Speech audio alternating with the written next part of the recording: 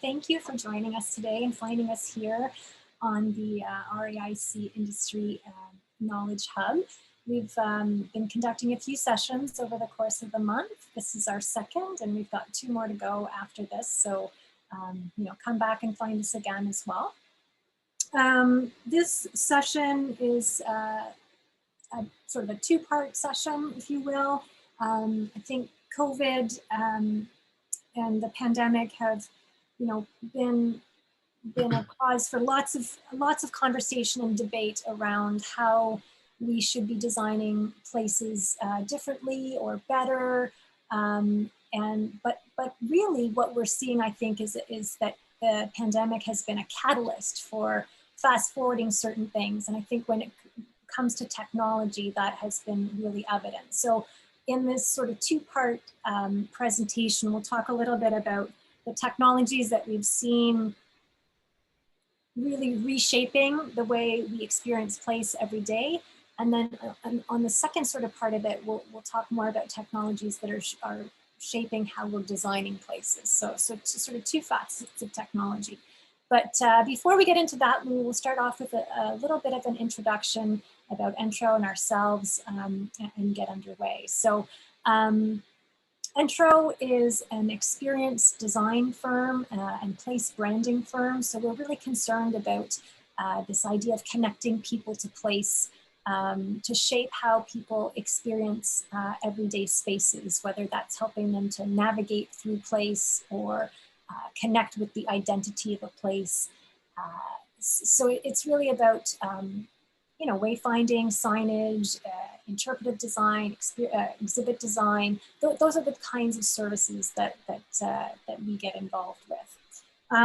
Our firm is 50 to 60 staff worldwide. We have offices in Toronto, Calgary, Vancouver, New York, Sydney, and Zurich. And the firm itself dates back to 1966. So we have a 50-year history in this space, and this idea of place branding and experience design. So I think on the next slide we have a full shot of our team. Teo, yeah, thanks so much. So here's a full shot of the team brought together from all of our offices. And as I mentioned, we get involved in so much different work. So across sectors like airports, transit, cultural institutions, academic, healthcare institutions. So we really, do work in a large, across a large set of projects. Our staff are graphic designers, industrial designers, communications specialists. We have a cognitive neuroscientist on staff. So really spanning all kinds of fields from art to neuroscience to figure out how people think, feel, and behave in the spaces we use every day, and ultimately how design can affect that experience. So myself, I'm Laura Sellors. I'm a partner at the firm.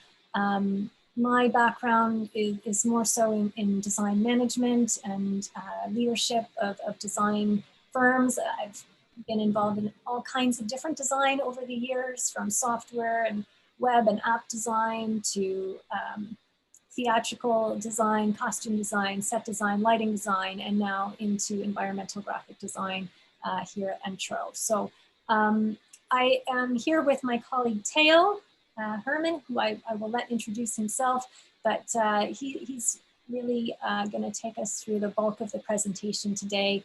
And yeah, we'll invite you to certainly raise your hand or ask any questions as they come up. We have a small group here today, so we might as well be intimate and interactive. Or if you prefer, we can just save questions to the end. But Teo, do you want to introduce yourself and then take us through the presentation? Thanks. Hello, everybody. Thanks, Laura, for the introduction. So I'm Teo. I've been at Entro now for 6 years. I'm a graphic designer. I just recently completed last year a master in digital media at Ryerson University. And my degree focused on technologies such as augmented reality, virtual reality, artificial intelligence, and business entrepreneurship. But it was also focused on the aspect of how digital media and creative services can help business solutions, right? So for example, for my major research project, I actually created an augmented reality experience for the Toronto Zoo, and I was able to raise the NPS score at one of the exhibits by 90%. So at Entro, I work as the project coordinator for the Eglinton Crosstown Light Rail Transit project, where we do signage and wayfinding. And I also participate in research initiatives at Entro, where I help to examine how digital technologies will impact wayfinding in the future. Some of my work has involved, for example, Ottawa OC Transpo. I help to conduct some of the research, identify some of the let's say, graphic items that they had going, and how some of them were very not unified, and help to create an overall unity within the system graphically for passengers to have a better access to information and make the overall system feel more cohesive and branded, so people know where they are and when they are in the service of OC Transpo. Some of my work also involved, for example, outlining the new strategy for the map. On the left, we can see that this was the previous map. It was quite convoluted and quite messy. Even locals thought that it was kind of difficult to read. And then I helped to resolve a strategy where the map was easier to read and would facilitate for both locals and visitors. So as I was mentioning, the core bulk of my work involves the Eglinton Crosstown LRT project, and that consists of 15 stations and stops. It's one of the largest construction projects in North America, as I understand.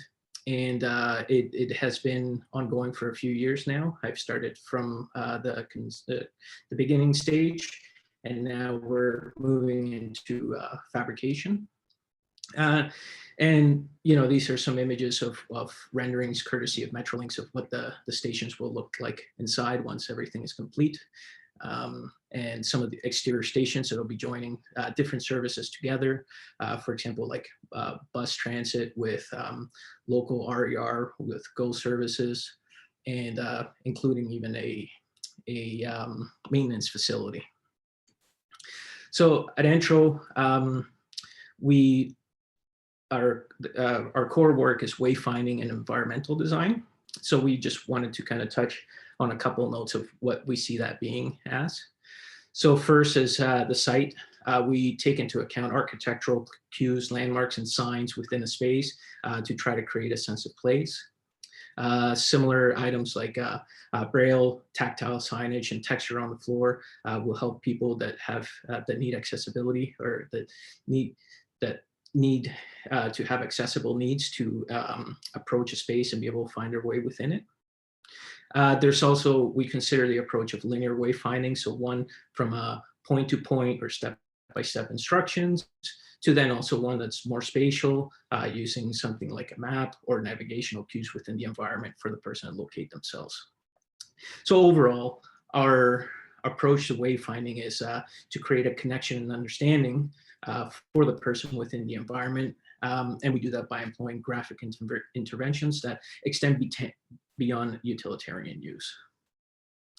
So we see wayfinding as a larger portion that is within signage. So signage can be more for use, where wayfinding looks at a holistic approach to create a place or a sense of feeling within the space while helping the person locate themselves. And for our topic today, we're looking at the passenger experience after a global pandemic and the rise of technology within the airport settings in light of COVID-19. So some of the items that we see are going to be gaining ground and have been sort of gaining traction in airports has been technologies like facial and biometric recognition, as well as health screening in airport settings. And we're going to dive more into what some of these items are. So, typically facial recognition, as we know, recognizes features on the person's face. And that's used to sort of identify the profile of the person. More and more airports throughout the States and the world are gaining traction with this technology, and it's being implemented more and more. And partly is one, that there's a security aspect. Now, we may think that there's a certain connotation with like profiling somebody, but really what this can do is help to create a smoother transition within security areas so that we can all be more safe, and as well as limiting or bringing down wait times in places like the security checkpoints, and that because the technology enables that synchronization where we can approach, and it can store information about you or about the person to help mediate some of that process. So this is a typical check-in, right? That we would stand in front of the machine. We have our information. We confirm that who we are between the facial recognition and the passport photo, and we are seeing this more and more throughout the airports, right? Even transit systems are beginning to employ some of this technology, so that as you approach the transfer fare line in places like Asia and some other parts of the world, they're using the facial recognition for payment and through transition into the transit system. We also have seen that airports, especially with the rise of COVID, that thermal screening is gaining traction, and this is to try to prevent people from coming in into airport settings where they travel with other people and then spreading, helping to spread, viruses like COVID, which then amplify the damage of the damage of the pandemic. However, one of the concerns with thermal screening is that somebody who's asymptomatic, right, they may be carrying the virus. However, the thermal screening may not register that. So for somebody who is showing symptoms, their temperature change would be noticeable. However, somebody who is asymptomatic would not be showing that, any symptoms or temperature changes through this reading. Now, another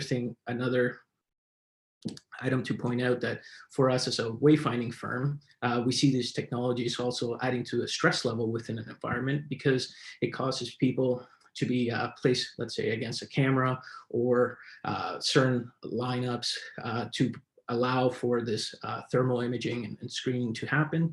And what we're thinking about is how can we use the information, because there's a lot of value and positive aspects to these technologies, but how can we use environmental design and graphic design within the environment to make this process and transition more inviting to people, right? Another item that we see within the travel experience is the integration of mobile devices, right, within airports and other transit systems as well. So for example, in a typical travel experience, right, a lot of pre-planning is done either at the laptop or computer, right? Then we have at the airport, there'll be a check-in, merchandise purchase. A lot of this is done with the phone already, right? Or just there in place. While boarding, right, there'll be a certain planning, entertainment, right, while you're waiting. And once you arrive to your destination, you can explore and connect with items at the destination, typically done with your phone. So we see like the mobile device and technology is growing in a holistic way, right? And once you come back, right? And you're, let's say, on the post-trip stage, you begin sharing some of the feedback and connecting with people, with friends and colleagues or family members through social networks to share those stories and connect and be able to connect with other people in the space, right? So if we look at the travel experience, the importance overall travel experience for people is typically through the in-flight. That's about 20%. People think about the in-flight experience and pre-travel arrangements, right? And then also the aspect of travel experiences, how they can be improved. So when we look at that type of information of how a travel experience can be improved, most people think that, about 42% of people would say that disruption management is one of the largest concerns. And this can typically be mitigated through technologies such as a cell phone, right? So if you are on trip and there's some sort of disruption, a connection through a mobile device that's on you can help to mitigate that process and transition to a smoother solution. And when booking trips, right, most travelers will start at their PC, their laptop, most likely because they're planning from home. And then the smartphone is another method of approach that it seems to be most popular. So we see that the mobile device will keep on gaining traction within the environment of travel. And this is mainly due to the access to real-time information, right? So once the information is connected through a mobile device, it can be personalized, it can be context aware, and can also be location based. So the information has the opportunity to be more tailored to you, to what your needs are, but you also can provide feedback with greater amount of detail that can then help that process while you're in a certain situation or location, right? Also, another aspect would be the integration of technologies being combined together, right? So for example, with NFC and the personal device, right, in an airport setting, we see that the process can start right from the door of the airport or even before, right? But as you come in and you start checking in, you can make payments with your phone, you can interact with ads to gain more information, networking of some sort, all the way into the boarding procedure, right? So one of the things with measuring passenger flow through the collection of mobile device and movement data is, like I was briefly touching on earlier, that there's then information about queue times, occupancy, right? Flows in a particular area or destination, right? We can also have we can forecast how many people are going to be in a certain place, right? If everybody's approaching the gate at the same time or minute by minute, and that can help to alleviate some of the stress associated with that, especially right now, given the situation of COVID. If everybody's approaching the gate at the same time, perhaps if with a mobile device and knowing having some information or access to information ahead of time, you can then understand that, well, maybe I can wait a couple more minutes and then approach at a time that it's more convenient. I can feel safer, and overall, you can have a better, let's say, connection with the space and the environment. So typically we see that, we're all experiencing that, the mobile device is used as a payment mechanism, but that's really extending, and we see that from as an environmental design firm, that this technology is actually going to expand into many other aspects than just the phone, right? So we actually thinking that that the personal mobile device can be helpful in the trip experiences, all the way from the initial planning, right through navigating through the airport, check-in, right? Even within the airport, with technologies such as augmented reality, embedding them within the application can help the person navigate and go through the environment all the way right into the boarding departure, right? So having access to technologies like the phone and NFC and combining that information together, right? A person who's traveling, once they're at the destination or at the airport, there's more and more places that are integrating um,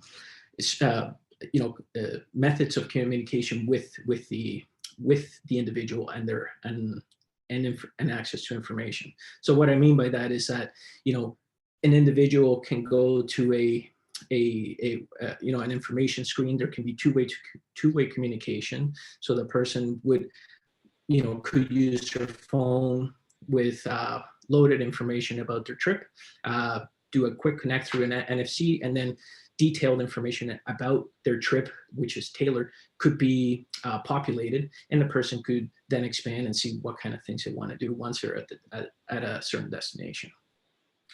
We also see technology such as augmented reality gaining a lot of traction, especially in complex spaces, because what ends up happening is the information can be tailored towards a person, but it can also have a very minimal impact in the space, right? So what's great about this technology and the integration with the phone and other wearable technology that's coming is that you can provide the tailored information right to that individual. They can gain more immediate information if there's further questions, right? But however, the physical impact and the cost associated with physical impact is greatly reduced. So we are very interested in how this technology can be implemented as a wayfinding strategy. And here's just a more contextual view within a mobile device of what that looks like. If you're going through the space, if you want to access to more information about what is in the shops that could be perhaps of interest to you, and even things as direct payment or other types of connections within the space are available. Okay, Laura, did you want to introduce the passenger flow modeling? Yeah, thanks, Teo. No, I mean, that was a fascinating set of slides there where we're really seeing the different kinds of technology that will have an impact on user experience. I think with the pandemic, we've overcome so many technology barriers that used to be a chief concern, that users would not adopt or participate with these available technologies for fear of usage or whatnot. But the entire world has sort of fast forwarded in their technical prowess and sort of willingness now to interact with these technologies. So not only in the airport environment, but we expect that we will start to see accelerated integration of some of these ideas in our day-to-day experiences. So segueing from that thought and the thinking around how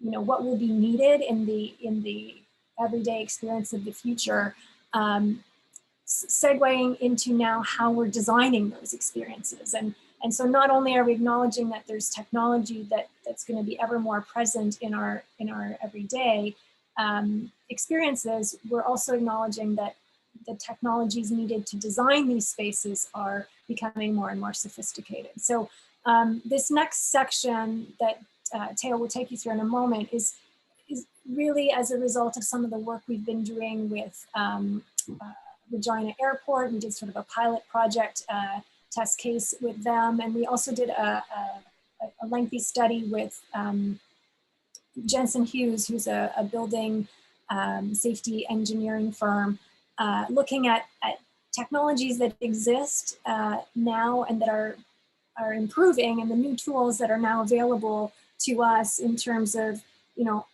how do we use these technologies to inform our own creative process, and fundamentally how can we use them to ensure that the places we're designing are ever so more functional, but not only functional, still aesthetically pleasing. So how are we leveraging these technologies? And Teo will take you through a little bit about some of the exercises we did in both of those projects and studies, and how we're incorporating this into our day-to-day. Yeah, thanks, Laura. So yeah, I just wanted to say that's a great point that you bring up, and probably just to note that you're absolutely right. So right now we're discussing probably a airport setting, more specific, but we do see that this technology can, these technologies are going to keep growing, especially from a wayfinding perspective across all aspects, right? So it's more towards all public environments, not just the airport. So we did some work with with Jensen and Hughes. We have all noticed how the COVID and the pandemic has impacted air travel here. You know, it's showing, you know, right from American Airlines for America, that there's still, you know, a 62% below average level of travel compared to last year. And one of the reasons why we're very interested in leveraging pedestrian flow modeling for environmental design is because, one, we can study time and proximity between people, groups. So what information we can gain information through modeling when people are together and how long that time that they're together for. So if we are meant to socially distance through modeling, we can simulate how many people are within a certain space or a certain area, and then gain information about the impact that has, right?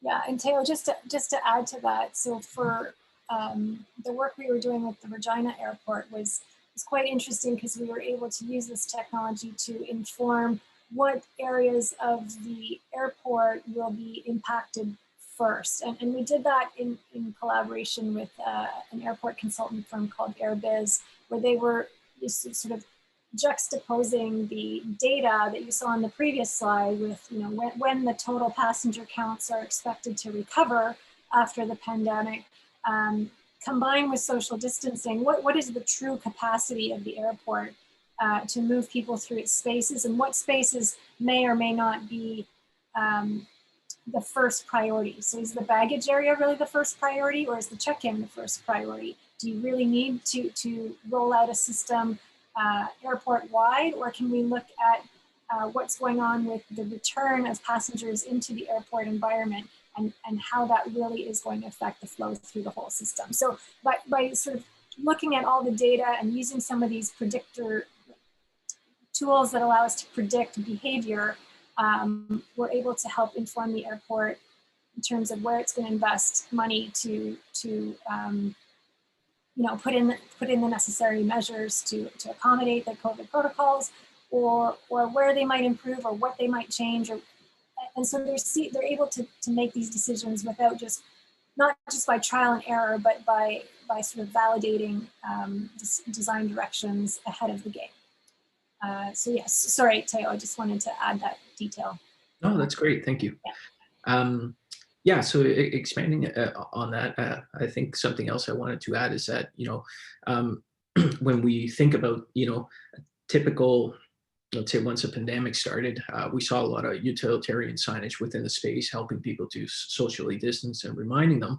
But what has drawn us a lot to the flow modeling is that the information that we get from the models can actually help our creative process, so that we can create a safe environment, but also more immersive, and while focusing on the placemaking, right? So it's not just regimented and here's a yellow line or where you should stand, but approach it from a sense that's more holistic and creative.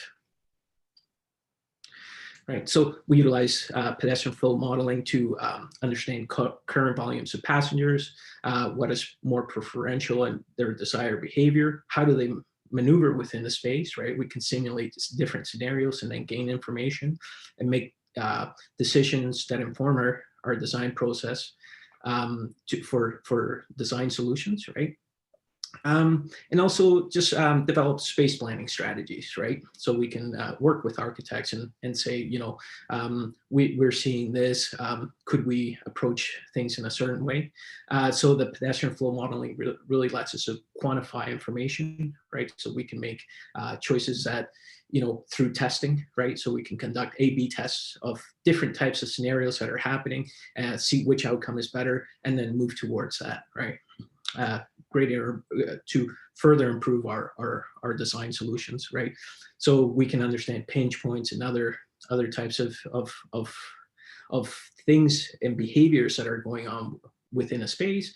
And then we can deploy graphic signage and placemaking strategies to sort of reinforce what that behavior should be. So as mentioned, we did some work with Jensen and Hughes. We modeled an airport setting. For this presentation, we were looking only at the ticketing area, right? But in the left and right side, you can see on the left side is the typical queue line, right? The ticketing area. And you can see that there's a lot of interaction. The red heat map sort of shows people are very close within that 2 meter distance. And then what we've done is through understanding that information and exploring through the models, right? We created different, we created some different approaches to the queue line. So now if we prevented people from standing at the ends or creating more of an S pattern, then we can greatly reduce the amount of time or distance that people are between each other, thus helping to maintain that social distance. And the graphics can be then more inviting within the environment, and gives the opportunity to think about that holistic approach by having this information. So as seeing here, this is those strategies that we're implementing. These are more on the utilitarian side, right? So first we explored, okay, well, what would be this utilitarian solution if it was implemented? But then we move beyond that, right, to create more solutions that are more inviting, creative, and overall adding to the sense of place, which we'll show in a couple of other slides coming up. So this would be a typical signage family, right? So one, we could have a freestanding sign, do not enter graphics, and then also personal space graphics, right, that are spaced apart. And an overall look of what that would look like in applied within a space. But then, like we were mentioning, we like to think from a wayfinding perspective, how these graphics can be deployed within an environment in a sense that are more inviting, welcoming, adding to the brand of the space, and also the placemaking aspect. So this is an example, very quick example of a model that we were using to study in a transit station. So as you can see, we begin, we've added the ability to add people within the space, and then we begin to see how through the simulation, how people would begin interacting in locations where there's stairs, escalators, and really highlighting where the pinch points are, right? Here is the ticketing line, right?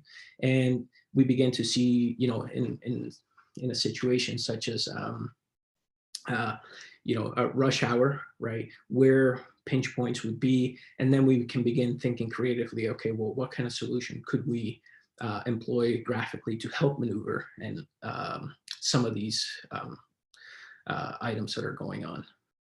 Okay. So as noted, through the flow, passenger flow simulation, we can do assess risks and challenges, right? So, we want to study what is going on in the space, so that, we can see if utilitarian signage, right, can add to stress levels, but our overall goal is to create a sense of space and a sense of place to make an overall more inviting location and environment for everybody, right? So it can be more, we can reduce uncertainty and stress by studying what's going on ahead of time, and make design solutions and to help accommodate some of those things. Okay, so as I was mentioning, we wanted to show some examples of how we begin to see how this strategy can be more holistic, right?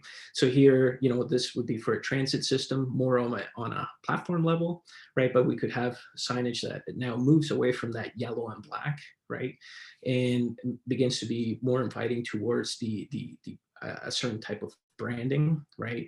The graphics can play an overall still informative role, but also begin to be employed throughout the system. So here, we as showing, right, as people come off a train or a vessel, right, they can be guided in one way. We can have also a holding station, let's say, or area for people to stand.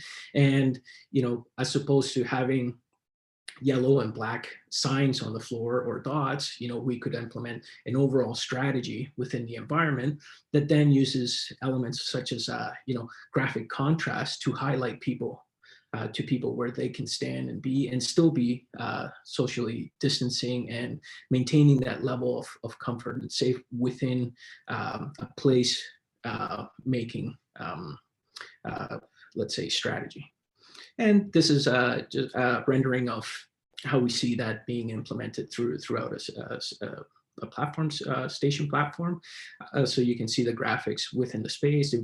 They can work within the overall placemaking and graphic communication within the space. Laura, do you have anything else that you want to add? I think this is it. Yeah, no, I think it's been, you know, it's been a bit of a whirlwind overview of all the different sort of technologies we're seeing entering the user experience on, you know, the user end, as well as some insight into some of the technologies we're now using to inform our work. And I think that's sort of what we wanted to share.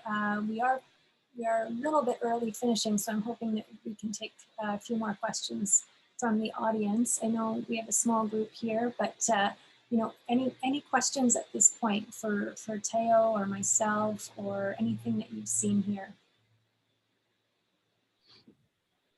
You can use the chat to ask questions or go ahead and, you know, I don't know if you have control of your video or sound, but please do go ahead and turn on and introduce yourselves and ask any questions if you have questions. Teo, I have a question actually. One of the acronyms you were using was NFCs. Can you explain exactly what that means? NFC, okay, so NFC is near field communication. So what ends up happening is there's you can program chips that have a built-in antenna, right? And the chip is programmed, and when another device comes close to it with like a phone, it energizes that antenna that releases information back into the telephone, right, or the mobile device. So then the application is able to read what that information is, and then it creates a sort of communication between the tag and the device. Right. And I mean, in years past, I remember lots of debate about whether that was, you know, an issue with respect to privacy, or whether you'd have to have a pre-existing app on your phone to enable that feature. You have to enable permissions. Is that still the case, or are these technologies sort of moved beyond that? Well, one of the things is that it's being implemented more, right? So, for example, the debit card, the payment with a debit card is a perfect example, right? Where first it gained traction within the card, and now it's gaining more and more traction within phones, right? And as people adopt the technology, it can be deployed more, and more user cases can be, let's say, it can be utilized more, becomes more ubiquitous. And that is because there's more preparation for that, right? So the technologies there has been around for a while. Sometimes it takes a little bit longer to traction, but for example, with something like COVID, which you want to maintain, you know, less contact with things, it becomes a better solution, and then the technology will help to gain even more traction than it has. But overall, there does need to be some sort of communication or programming through the phone, and the phone also has to have that ability to read the NFC chip. Today's, you know, phones, I think 90% or 95% of them have this capability. So it's just, it's becoming more about implementation throughout the space. And as places utilize it as a solution. Whatever application they're using would have that as part of their strategy.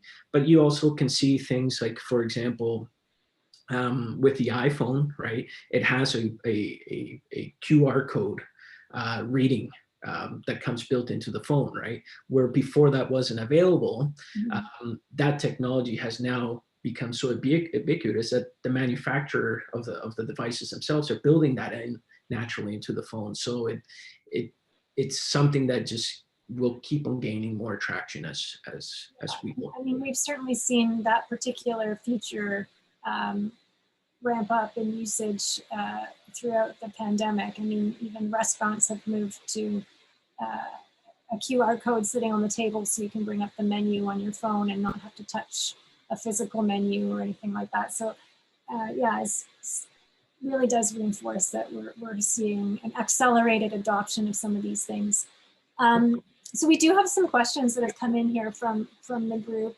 Demir, thanks for joining us all the way from Moscow. Wow. Oh, wow. And Demir's question is, what about the flow of people at the pinch points in the metro, for example? They still enter and exit doors at limited amount of time. Ah, right. Yeah, so we actually looked into that within that study that we were doing with Jensen and Hughes. And one of the things that we saw was that as the person comes in from, let's say, the station entrance level, then they come into the concourse level, and then down even into the platform, we noticed that by using the concourse level as a, let's say, as a somewhat of a holding area, right? Or have an area where people could maneuver through, as people are coming out of the train, they could go out one way. So either unidirectional or a holding space would help to reduce the amount of interaction between people within the platform. So overall was one, we saw that, we needed to take into account how many passengers needed to be in the train so that there could be some level of reducing the amount of people that are at the platform level, right? Once there's a detraining process, but then as people begin moving into the concourse, right, whether it be another level or into another area, then also utilizing, if there's typically two stairwells, right? Either one is just off or we're waiting for people to kind of go up and then down. So by slowing that process down, we're able to help out with to greatly reduce that amount of interaction between people and help to maintain the social distance. Great, and then Jocelyn, oh, hi Jocelyn, nice to see you here, has a question. How has wayfinding within the transit environment been translated digitally? For example, use of moving ads, etc. Okay, so I think, within a transit environment, are we talking more about location-based? So one, if I'm understanding the question correctly, and please, Jocelyn, feel free to type in if I'm going in the wrong way. Back. But so one, let's say we could have NFC technology implemented throughout the transit station, right? So whether that be in advertisement or other locations of interest for information, and things as simple as, for example, whether it's either a NFC, as we were talking about, or a QR code, could help to create a point of reference. So now, we could have an application or a website be hosted somewhere in the server, and the telephone could, or the app or the phone, through scanning the technology, can get a direct link to that, and then have tailored information right for that person, right, or about the environment specifically.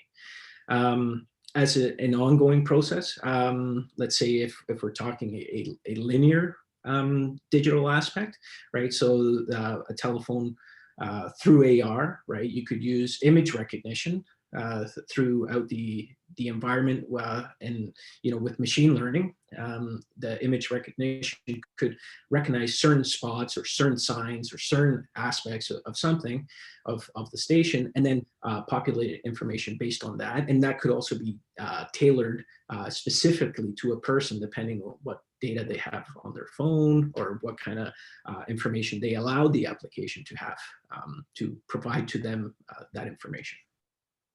Mm-hmm. Great. Thank you. So hopefully you answered my question.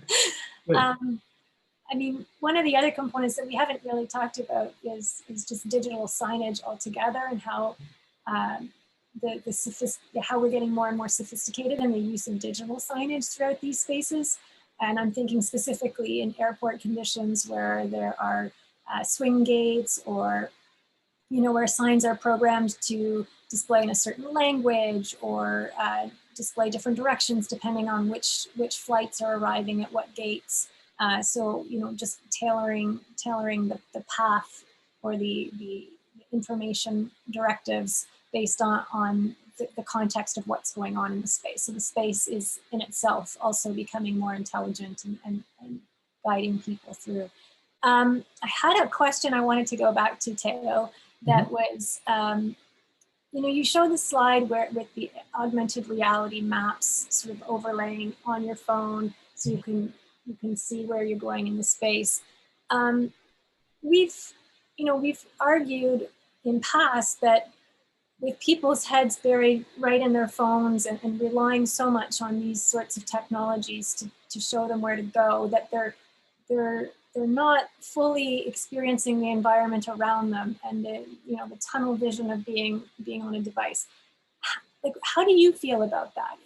And how do we balance those things as these types of technologies begin to take over our daily experiences? That's a great question. So one, I want to let you know that when I did my study at the Toronto Zoo, and I had to submit a lot of information to be able to conduct that study, right, at a research level. And a lot of the concerns were, well, how are people going to be using the mobile device, and how can we ensure that they're safe, which is in regards to your question. So right now, the device that's most ubiquitous is the phone, right? Our iPhone, Android, that's what we carry with us in the day. However, if we look at startup trends, there's a lot of startups currently racing to create wearable technology, especially with glasses, right? There have been some that haven't taken off, like the Google AR lens and those things, but there is an extreme rush to get there, because now you can focus, by having that technology, you can focus away from looking through a device in a small window and really amplifying holistically all around. Right. So if anybody's used a VR set, right. So once you go into the VR, right, and you're wearing a headset, you're fully immersed in the environment. So how does that work with AR? Well, what ends up happening is, once you have the lenses and they're able to project, into the world, you would be able to see something, an image like here, that you're not limited to a field of view through a phone, but holistically all around, the experience can then be immersive. So you are really just augmenting, or as improving, adding a layer of information to the environment, as opposed to just let's say using a small window to view what that change is. Sure. Okay, and then add to that here, Demir has asked a question. How about the differently abled passengers and not so technology savvy? Can we completely abolish regular stationary signage to replace it with AR? Well, I think those items would require different solutions. Now, I think the important, one of the things that we can think about, and benefits of technology, is that there can be two-way communication, right? So by having information that can be translated back and forth, right? So people with accessible needs, right now we can think of, signage that has Braille that provides information. However, through employing technology, right, and having that two-way communication, that doesn't mean that somebody could not have, let's say, a keyboard that is activated, right? And Braille messages can be translated back and forth depending on where they are within the environment, right? So the information has the ability to become dynamic versus static, right? So one, there can be a two-way communication, but also the information can be adaptable as you're moving through the environment. So it doesn't have to be AR, right? If somebody needs, for example, to have access to Braille, then information tailored to that person could be provided through a dynamic Braille keyboard, which actually exists. It's just not probably widely used, especially in wayfinding scenarios. Let's come back to the last part of that question, though. Do we think that regular signage will eventually be replaced by AR? Or do we think that there's always going to be the need for both? Yeah, you need. I would say that you need both. You need both. Also because we sometimes technology can fail, so we do need as a backup. There's also going to be some people that are not comfortable using that type of technology, right? SAR. So there's definitely a place for physical signs and stationary signage, right?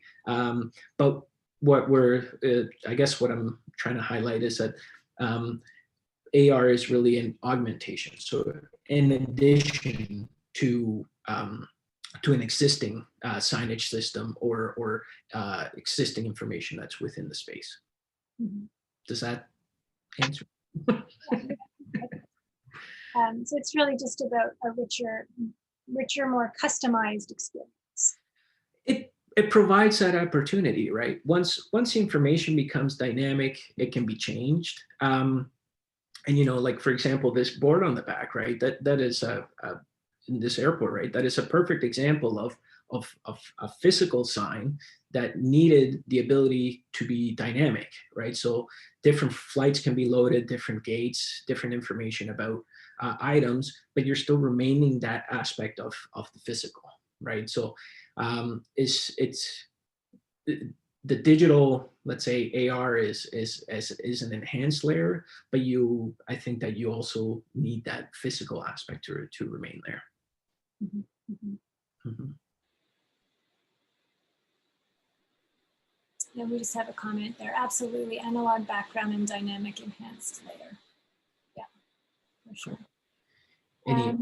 Teo, any other thoughts that you want to leave us with? We have about 5 minutes before we wrap up, or any final questions from the audience? Now's the time. Yep. Any questions? Please send them in. More than happy to answer. Try to answer any questions that you may have. I think on a note, to me, this stuff is just it's very fascinating. Also, I studied it, and I think the future provides many opportunities to one, enhance a sense of place, also become more integrated, right? But I also I am a physical person, right? So there also, as we were noting in that last question, that physical aspect helps to add to the environment and what the environment is and what that placemaking is, right? And the digital layer is more of an enhancement, right? But I think it's always the when we are in the space that we can connect with it. Great. Yeah. Well, I mean, on that note, Teo, I want to thank you so much for putting this presentation together and sharing your insights and knowledge with us. To the attendees, thank you so much for coming and finding us here on the RIC Industry Hub. Again, I mentioned we have a couple more sessions coming up over the course of the remainder of the month. We have a session on workplace and wellness next week, I believe, and then there'll be an in-depth case study of our work for OC Transpo, which Teo sort of introduced at the beginning. Yeah, so with that, I think maybe we'll just finish up here and give you 5 minutes back into your day, and you can get on to your other meetings. But thank you very much again. Thank you for joining and all the great questions as well. Thank you very much for your time.